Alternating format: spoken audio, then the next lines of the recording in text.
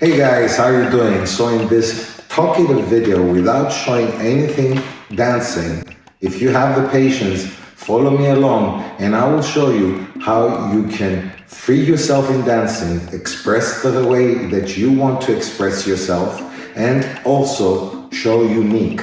I'm not saying my way is the only way, I'm not saying that my way is the best way, but it's a way and it might help you. My name is Alexandros, I come from the Island of Cyprus and I started salsa dancing in 1998. Yes, I'm quite old. Can you imagine a 15, 16-year-old starting from a breakdancing world, starting salsa and bachata and all these styles? It was quite weird. And now, 2022, in November, I will be 40 years old. So that's quite a long time of dancing, but I have never forgotten how I started, where I was, the difficulties that I had. I wasn't being asked to dance at all, and this story is a little bit embarrassing, but before we go to 3 things that will help you do all the things that I promised in this video's title, which is release yourself, express yourself, show yourself your uniqueness. I'll relate with you a little bit with my beginner experience in salsa and how bad it really felt. And I think many of you must have passed that. I don't know if there's anyone that hasn't, maybe 1 in a million who's a prodigy, but I was never a prodigy, that's for sure. So here's a short story.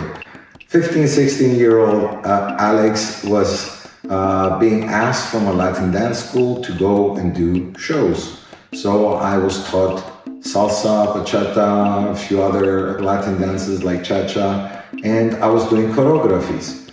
Now, of course, I wasn't being taught how to lead correctly or anything, just to do movements, and the lady already knew the movements. It's completely different dancing a choreography that both of you know it's 50-50, but when you're in charge, I was a complete beginner. It doesn't matter if I was on stage and I looked professional, nothing to do with that. When you see me social, for the first whole year of my learning salsa, trying to go every week out, I was getting no's all the time. And if that wasn't enough, nobody was asking me. Now, I'm not saying that to feel sorry for me, but it is the truth. Around the 2nd year, you will see how these things connect to the 3 things that actually will free us in dancing. Around the 2nd year, I was starting to improve by doing more and learning more combinations, and ladies really dig that. You know, they like to have a lot more combinations. That's why when we start learning, guys are all freaked out about learning so many combinations. But eventually you will reach a ceiling, guys, that yeah, I've had enough combinations. There has to be something else to make myself look different, to look better. So being asked more to dance and not having to ask so many times boosted my ego on that one, because it was really hurt, and for a long time, a whole year, 365 days, every week, sometimes going twice a week, being rejected again, and you're like, why would you do that, Alex? Why would you ask? Well, I was still hoping. Can you blame me? I wanted to dance. So coming in year 3, I discovered these 3 things that I'm gonna share with you.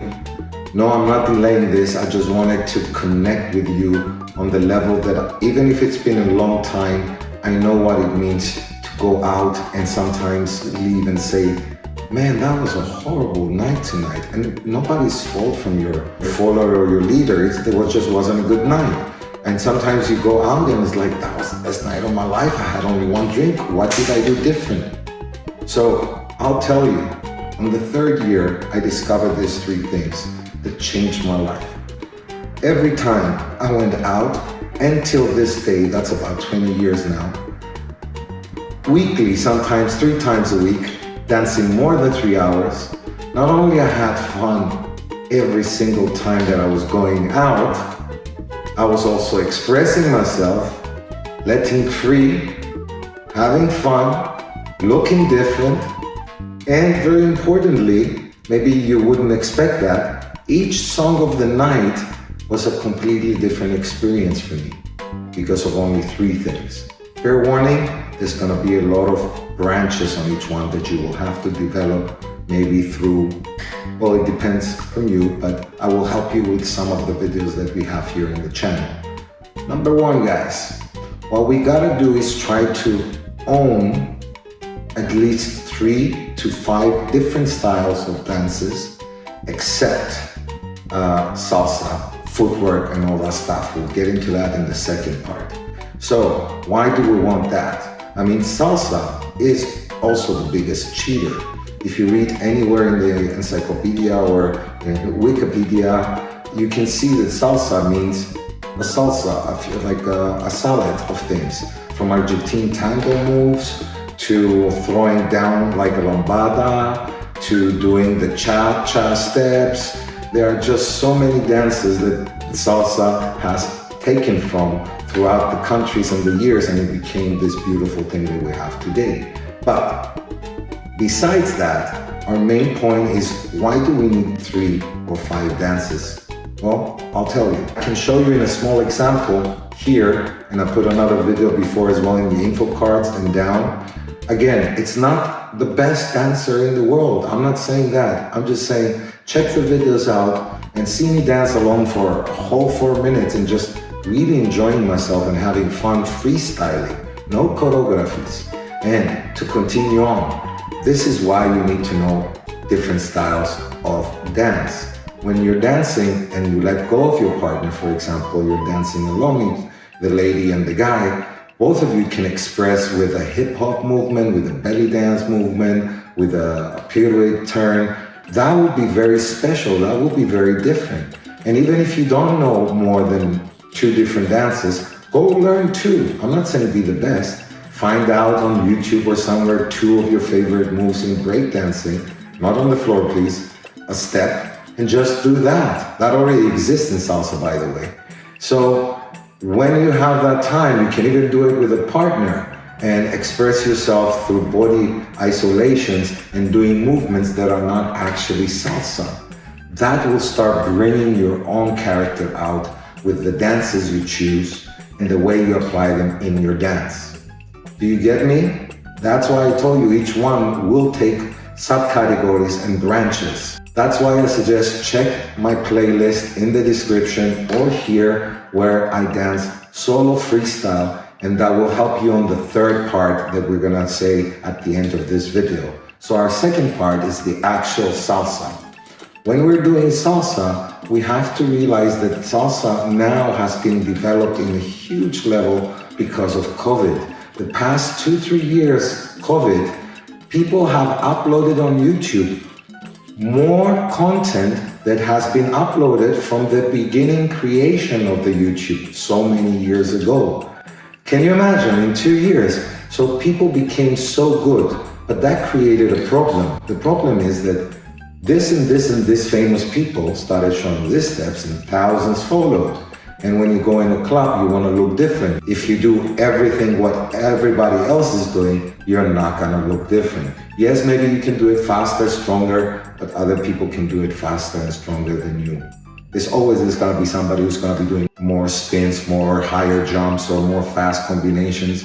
I mean, come on. You can see from YouTube what's out there. And I just love watching real powerful dancers. But in this second part out of the 3, how do we actually then express ourselves again and be unique?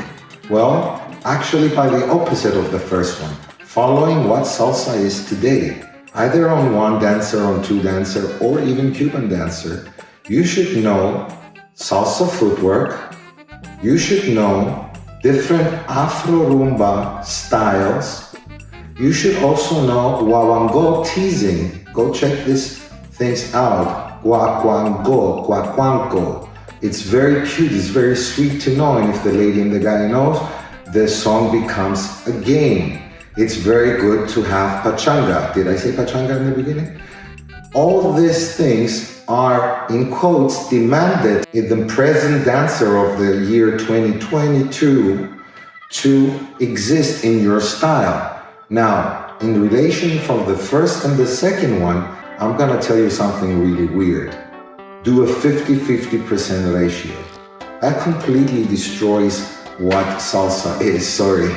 But that's the style I like to do, meaning that I'm not gonna spend my time doing footwork and a little bit pachanga throughout the song. I'm really gonna put half of that, which is salsa, afro rumba, as we said, wawango, teasing, pachanga, and then I'm also gonna apply 50% of movements that are not salsa, the first part, especially if I'm soloing, but also when I'm dancing with a partner, lady or guy. Now, fusing these two together doesn't mean to do a half a song of non-salsa moves and a half a song of salsa, footwork, and pachanga and afro rumba. It means every 8 you interchange between that. That was the fair warning that it gets very difficult and it's time consuming. But again, don't worry, check the description. Many of the subjects I have videos on that I will solve them for you, and then you can move on to the third and, in my opinion, most difficult level, musicality. Having learned all this salsa footwork, all these isolations in rumba, and all these accents and teasing in wawango and throwing the bacunao, let's throw it on the accent. An accent in music, it means just harder, louder, that's all. So express yourself louder when it's louder. Use all the other dances to express something that salsa is not so easy, the footwork, to express it. For example, if the note is long, the quick footwork will not be good for you. So I have plenty of videos about explaining musicality. I would suggest this one. It's very important. Again, a talkative video, but a little bit examples with my body and what to listen to. Meaning, songs are only 2 things. All over the world, every style of song. Steady rhythm underneath, melody on top. Why do I say melody on top? Because if you play any rhythm,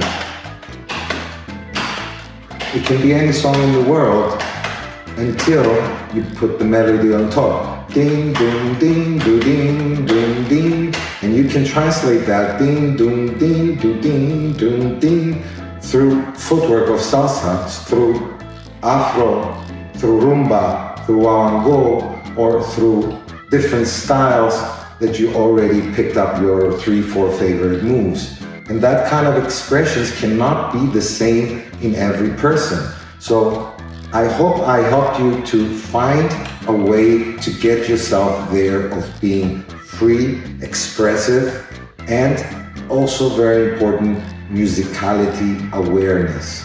Because all the first and the second things that I've mentioned are not worth zit, sorry for the expression, if you don't do them on the dominant instrument. Once more, check the first video, guys, where I talk about what dominant instruments are, which a small hint is, if you hear the voice, that is the dominant instrument, not the rhythm. So if you can explore yourself and express yourself a whole 4-minute song, for example, without doing a lot of crazy footworks, just mixing whatever things that you want at any time that you want on the melody instead of the rhythm. This is very important. I would say go for 80-90% melody.